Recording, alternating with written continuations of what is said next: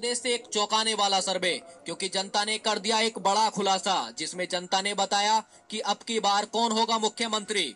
नमस्कार और आप देख रहे हैं पॉलिटिकल न्यू विचार। आप सभी का इस मध्य प्रदेश विधानसभा महा ओपिनियन पोल में हार्दिक स्वागत है। जी हां, आज हम बात करने वाले हैं मध्य प्रदेश विधानसभा ओपिनियन पोल के बारे में। हम हर जिले की सीटों को विस्तार से जानेंगे कि किसको कितनी सीटें मिलने का अनुमान है और कौन अब की बार अपनी सरकार बना सकता है। क्या अब की बार कमल अपनी सरकार बनाएगा या फिर कमलनाथ अपनी सरकार बनाएंगे। बने रहिए हमारे साथ। चलिए शुरू करते हैं, लेकिन उससे पहले मैं आपको बता दूं कि मध्य प्रदेश में कुल विधानसभा की 230 सीटें हैं और किसी भी पार्टी को पूर्ण बहुमत की सरकार बनाने के लिए 116 सीटें जीतने की आवश्यकता होती है। जिस पार्टी के पास 116 या उससे अधिक सीटें होंगी वही पार्टी अपनी सरकार बनाएगी। और आप अब की बार मध्य प्रदेश में किसकी सरकार देखना चाहते हैं, कमेंट करके हमें जरूर बताएं, क्योंकि लोकतंत्र को मजबूत बनाने के लिए जनता की राय महत्वपूर्ण होती है, इसलिए अपनी राय अवश्य दें। चलिए शुरू करते हैं और देखते हैं सबसे पहला जिला। देखिए, सबसे पहला जिला आता है ग्वालियर। ग्वालियर जिले में विधानसभा की कुल 6 सीटें हैं। यहाँ पर भाजपा व कांग्रेस के बीच बराबर की टक्कर देखने को मिल सकती है। ग्वालियर की 6 विधानसभा सीटों में से भाजपा के खाते में 3, जबकि कांग्रेस के खाते में भी 3 विधानसभा सीट जाती दिखाई दे रही है।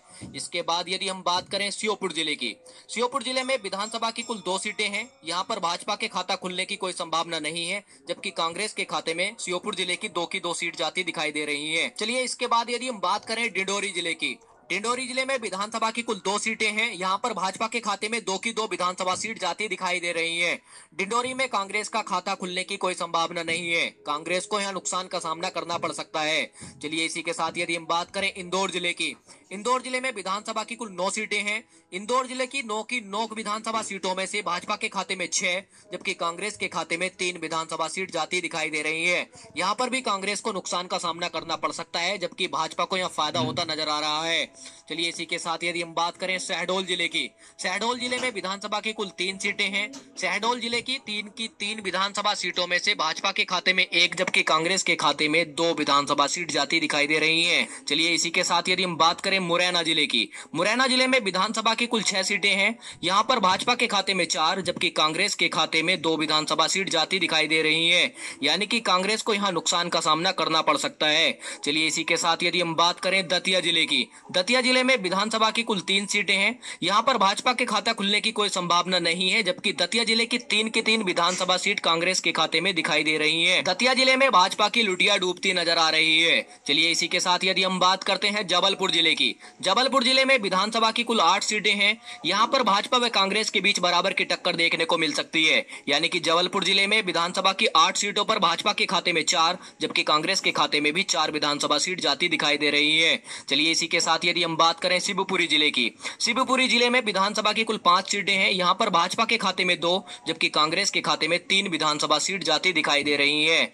चलिए इसी के साथ यदि हम बात करते हैं गुना जिले की, गुना जिले में विधानसभा की कुल 4 सीटें हैं। यहाँ पर भाजपा के खाता खुलने की कोई संभावना नहीं है। गुना की 4 विधानसभा सीट कांग्रेस के खाते में जाती दिखाई दे रही है। चलिए इसी के साथ यदि हम बात करते हैं सागर जिले की, सागर जिले में विधानसभा की कुल 8 सीटें हैं। यहाँ पर भाजपा के खाते में 3, जबकि कांग्रेस के खाते में 5 विधानसभा सीट जाती दिखाई दे रही है। चलिए इसी के साथ यदि हम बात करें उज्जैन जिले की, उज्जैन जिले में विधानसभा की कुल 7 सीटें हैं। यहाँ पर भाजपा के खाते में 2, जबकि कांग्रेस के खाते में 5 विधानसभा सीट जाती दिखाई दे रही है। चलिए इसी के साथ यदि हम बात करते हैं टीकमगढ़ जिले की, टीकमगढ़ जिले में विधानसभा की कुल 4 सीटें हैं। यहाँ पर भाजपा व कांग्रेस के बीच बराबर की टक्कर देखने को मिल सकती है। टीकमगढ़ जिले की 4 विधानसभा सीटों में से भाजपा के खाते में 2, जबकि कांग्रेस के खाते में भी 2 विधानसभा सीट जाती दिखाई दे रही है। चलिए इसी के साथ हम बात करते हैं छतरपुर जिले की, छतरपुर जिले में विधानसभा की कुल 6 सीटें हैं। यहाँ पर भाजपा के खाते में 2, जबकि कांग्रेस के खाते में 4 विधानसभा सीट जाती दिखाई दे रही है। यानी कि यहाँ भाजपा को नुकसान का सामना करना पड़ सकता है, जबकि कांग्रेस को यहाँ फायदा होता नजर आ रहा है। चलिए इसी के साथ यदि हम बात करते हैं भिंड जिले की, भिंड जिले में विधानसभा की कुल 5 सीटें हैं। यहाँ पर भाजपा के खाते में 2, जबकि कांग्रेस के खाते में 3 विधानसभा सीट जाती दिखाई दे रही है। चलिए इसी के साथ यदि हम बात करें दमोह जिले की, दमोह जिले में विधानसभा की कुल 4 सीटें हैं। यहाँ पर भाजपा व कांग्रेस के बीच बराबर की टक्कर देखने को मिल सकती है। दमोह की 4 विधानसभा सीटों में से भाजपा के खाते में 2, जबकि कांग्रेस के खाते में भी 2 विधानसभा सीट जाती दिखाई दे रही है। चलिए इसी के साथ यदि हम बात करते हैं पन्ना जिले की, पन्ना जिले में विधानसभा की कुल 3 सीटें हैं। यहाँ पर भाजपा के खाते में 1, जबकि कांग्रेस के खाते में 2 विधानसभा सीट जाती दिखाई दे रही रही है। चलिए इसके बाद हम बात करते हैं भोपाल जिले की। भोपाल जिले में विधानसभा की कुल 7 सीटें हैं। यहाँ पर भाजपा के खाते में 3 जबकि कांग्रेस के खाते में 4 विधानसभा सीट जाती दिखाई दे रही है। चलिए इसी के साथ यदि हम बात करते हैं सतना जिले की। सतना जिले में भी विधानसभा की कुल 7 सीटें हैं। यहाँ पर भाजपा के खाते में 5 जबकि कांग्रेस के खाते में 2 विधानसभा सीट जाती दिखाई दे रही है। ये कहें कि कांग्रेस को यहाँ नुकसान होता नजर आ रहा है जबकि भाजपा को यहाँ फायदा होता नजर आ रहा है। चलिए इसी के साथ यदि हम बात करते हैं रीवा जिले की। रीवा जिले में विधानसभा की कुल 8 सीटें हैं। यहाँ पर भाजपा के खाते में 6 जबकि कांग्रेस के खाते में 2 विधानसभा सीट जाती दिखाई दे रही है। यानी कि भाजपा को यहाँ काफी फायदा होता नजर आ रहा है जबकि कांग्रेस को यहाँ नुकसान का सामना ज्यादा करना पड़ सकता है। चलिए इसी के साथ यदि हम बात करें सिंगरौली जिले की। सिंगरौली जिले में विधानसभा की कुल 3 सीटें हैं। यहाँ पर भाजपा के खाता खुलने की कोई संभावना नहीं है जबकि कांग्रेस के खाते में 3 की 3 विधानसभा सीट जाती दिखाई दे रही है। ये कहें कि यहाँ भाजपा की लुटिया डूबती नजर आ रही है। चलिए इसी के साथ यदि हम बात करें अनूपपुर की। अनूपपुर में विधानसभा की कुल 3 सीटें हैं। यहाँ पर भाजपा के खाते में 2 जबकि कांग्रेस के खाते में 1 विधानसभा सीट जाती दिखाई दे रही है। चलिए इसी के साथ यदि हम बात करते हैं सिंधी जिले की। सिंधी जिले में विधानसभा की कुल 4 सीटें हैं। यहाँ पर भी भाजपा व कांग्रेस के बीच बराबर की टक्कर देखने को मिल सकती है। सिंधी की 4 विधानसभा सीटों में से भाजपा के खाते में 2 जबकि कांग्रेस के खाते में भी 2 विधानसभा सीट जाती दिखाई दे रही है। इसी के साथ यदि हम बात करते हैं उमरिया जिले की। उमरिया जिले में विधानसभा की कुल 2 सीटें हैं। यहाँ पर भाजपा के खाता खुलने की कोई संभावना नहीं है जबकि कांग्रेस के खाते में उमरिया जिले की 2 विधानसभा सीट जाती दिखाई दे रही है। उमरिया जिले में भी भाजपा की लुटिया डूबती नजर आ रही है। चलिए इसी के साथ यदि हम बात करते हैं कटनी जिले की। कटनी जिले में विधानसभा की कुल 4 सीटें हैं। कटनी जिले में भाजपा व कांग्रेस के बीच बराबर की टक्कर देखने को मिल सकती है। कटनी की 4 विधानसभा सीटों में से भाजपा के खाते में 2 जबकि कांग्रेस के खाते में 2 विधानसभा सीट जाती दिखाई दे रही है। चलिए इसी के साथ यदि हम बात करते हैं मंडला जिले की। मंडला जिले में विधानसभा की कुल 3 सीटें हैं। यहाँ पर भाजपा के खाते में 2 जबकि कांग्रेस के खाते में 1 विधानसभा सीट जाती दिखाई दे रही है। यानी कि कांग्रेस को यहाँ 1 सीट से नुकसान का सामना करना पड़ सकता है। चलिए इसी के साथ यदि हम बात करते हैं बालाघाट की। बालाघाट में विधानसभा की कुल 6 सीटें हैं। बालाघाट की 6 विधानसभा सीटों में से भाजपा के खाते में 2 जबकि कांग्रेस के खाते में 4 विधानसभा सीट जाती दिखाई दे रही है। यानी कि भाजपा को 2 सीटों से यहाँ नुकसान का सामना करना पड़ सकता है। चलिए इसी के साथ यदि हम बात करते हैं सिवनी जिले की। सिवनी जिले में विधानसभा की कुल 4 सीटें हैं। सिवनी जिले की 4 विधानसभा सीटों में से भाजपा के खाता खुलने की कोई संभावना नहीं है। सिवनी जिले की 4 विधानसभा सीट कांग्रेस के खाते में जाती दिखाई दे रही है। चलिए इसी के साथ यदि हम बात करते हैं नरसिंहपुर की। नरसिंहपुर में विधानसभा की कुल 4 सीटें हैं। यहाँ पर भाजपा के खाते में 1 जबकि कांग्रेस के खाते में 3 विधानसभा सीट जाती दिखाई दे रही है। चलिए यदि हम बात करें छिंदवाड़ा जिले की। छिंदवाड़ा जिले में विधानसभा की कुल 7 सीटें हैं। यहाँ पर भाजपा के खाते में 3 जबकि कांग्रेस के खाते में 4 विधानसभा सीट जाती दिखाई दे रही है। यदि हम बात करें बैतूल जिले की। बैतूल जिले में विधानसभा की कुल 5 सीटें हैं। यहाँ पर भाजपा के खाते में 3 जबकि कांग्रेस के खाते में 2 विधानसभा सीट जाती दिखाई दे रही है। यानी कि कांग्रेस को 1 सीट से यहाँ नुकसान का सामना करना पड़ सकता है। चलिए इसी के साथ यदि हम बात करते हैं हरदा जिले की। हरदा जिले में विधानसभा की कुल 2 सीटें हैं। यहाँ पर भाजपा के खाता खुलने की कोई संभावना नहीं है जबकि हरदा जिले की 2 विधानसभा सीट कांग्रेस के खाते में जाती दिख रही है। चलिए इसी के बाद यदि हम बात करते हैं होशंगाबाद की। होशंगाबाद में विधानसभा की कुल 4 सीटें हैं। यहाँ पर होशंगाबाद में यानी कि भाजपा व कांग्रेस के बीच बराबर की टक्कर देखने को मिल सकती है। होशंगाबाद की 4 विधानसभा सीटों में से भाजपा के खाते में 2 जबकि कांग्रेस के खाते में भी 2 विधानसभा सीट जाती दिखाई दे रही है। चलिए इसी के साथ यदि हम बात करें रायसेन जिले की।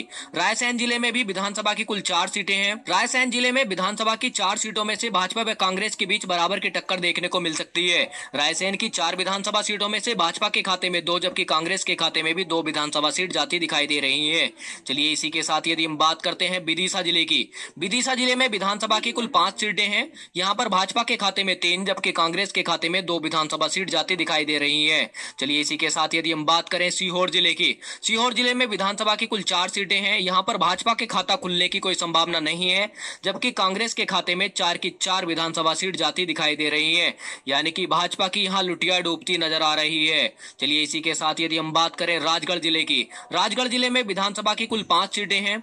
यहाँ पर भाजपा के खाते में 2 जबकि कांग्रेस के खाते में 3 विधानसभा सीट जाती दिखाई दे रही है। चलिए इसी के बाद यदि हम बात करते हैं शाजापुर जिले की शाजापुर जिले में विधानसभा की कुल 3 सीटें हैं। यहां पर भाजपा के खाते में 1 जबकि कांग्रेस के खाते में 2 विधानसभा सीट जाती दिखाई दे रही हैं। इसी के साथ यदि हम बात करें देवास जिले की, देवास जिले में विधानसभा की कुल 5 सीटें हैं। यहां पर भाजपा के खाते में 3 जबकि कांग्रेस के खाते में 2 विधानसभा सीट जाती दिखाई दे रही हैं। चलिए इसी के साथ यदि हम बात करते हैं खंडवा जिले की, खंडवा जिले में विधानसभा की कुल 4 सीटें हैं। यहां पर भाजपा व कांग्रेस के बीच बराबर की टक्कर देखने को मिल सकती है। खंडवा की 4 विधानसभा सीटों में से भाजपा के खाते में 2 जबकि कांग्रेस के खाते में भी 2 विधानसभा सीट जाती दिखाई दे रही हैं। चलिए इसी के साथ यदि हम बात करें बुरहानपुर की, बुरहानपुर में विधानसभा की कुल 2 सीटें हैं। यहां पर भाजपा का खाता खुलने की कोई संभावना नहीं है, जबकि कांग्रेस के खाते में 2 की 2 विधानसभा सीट जाती दिखाई दे रही हैं।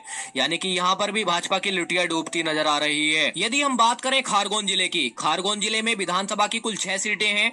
यहां पर भाजपा के खाते में 4 जबकि कांग्रेस के खाते में 2 विधानसभा सीट जाती दिखाई दे रही है। यानी कि यहां कांग्रेस को थोड़ा सा नुकसान का सामना करना पड़ सकता है। चलिए इसी के साथ यदि हम बात करें बंडवानी जिले की, बंडवानी जिले में विधानसभा की कुल 4 सीटें हैं। यहां पर भाजपा व कांग्रेस के बीच बराबर की टक्कर देखने को मिल सकती है।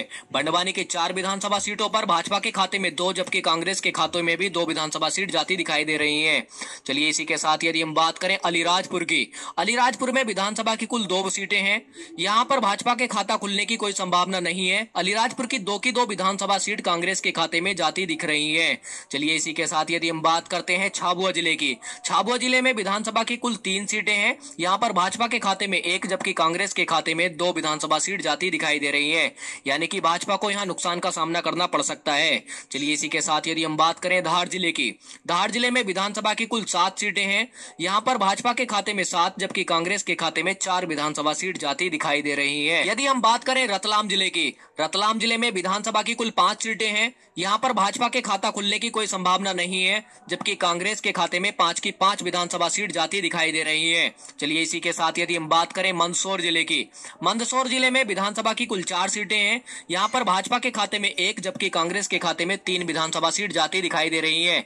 यानी कि यहां भाजपा को नुकसान का सामना करना पड़ सकता है, जबकि कांग्रेस को यहां फायदा होता नजर आ रहा है। चलिए इसी के साथ यदि हम बात करें नीमच जिले की, नीमच जिले में विधानसभा की कुल 3 सीटें हैं। यहां पर भाजपा के खाते में 1 जबकि कांग्रेस के खाते में 2 विधानसभा सीट जाती दिखाई दे रही है। चलिए इसी के साथ यदि हम बात करें आगरमालवा की, आगरमालवा में विधानसभा की कुल 2 सीटें हैं।